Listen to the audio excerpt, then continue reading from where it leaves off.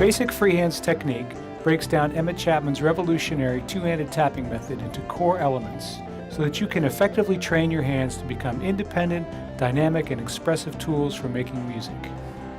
This is not just guitar fretting applied to both hands. It's a whole new approach that brings chords, melodies, and bass lines together in one unified method based on similar hand movement strategies no matter what the musical situation. This approach of supporting the movement of the fingers with movement of the hands has a lot of benefits, including improved timing, better tone, easier fretboard navigation, more controlled dynamics, and most important of all, it really improves your ability to develop independent two-handed tapping. I didn't come to this instrument from a guitar or bass background, so I didn't have any kind of habits as far as fretting the notes goes on the board. Instead, I came to it from a keyboard background, and I found that I was moving my hands a lot more to activate the notes than most of the other stick players that I see. After deconstructing this technique, largely through some very wise questions on the part of my students, I've come up with a way of describing it that I hope will be beneficial to you, and that'll provide a really strong foundation for your own development in two-handed tapping. The stick is its own instrument. It has its own method that really comes from the stick. So try to keep an open mind.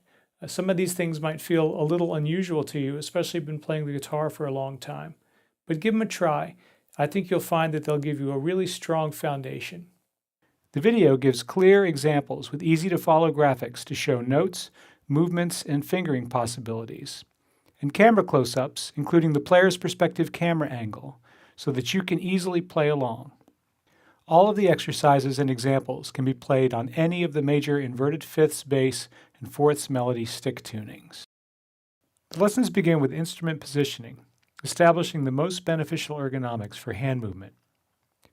Then we move on to the basic movement itself, supporting the fingers with the strength and mass of the hands and arms. We'll apply this to bass lines, melodies, and chords in each hand before moving on to explore how a hand movement-based approach can lead to greater hand independence, spontaneity, and creative control.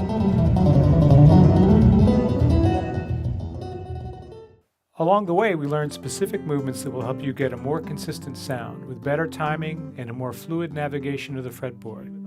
Moves like the traverse with my second finger. So that is the same basic move.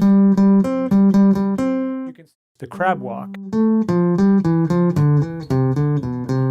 and the very subtle creep and continue the line up. So that move is all of which will help you play the notes you want, where you want them on the board, and without having to learn new techniques every time a new situation comes up.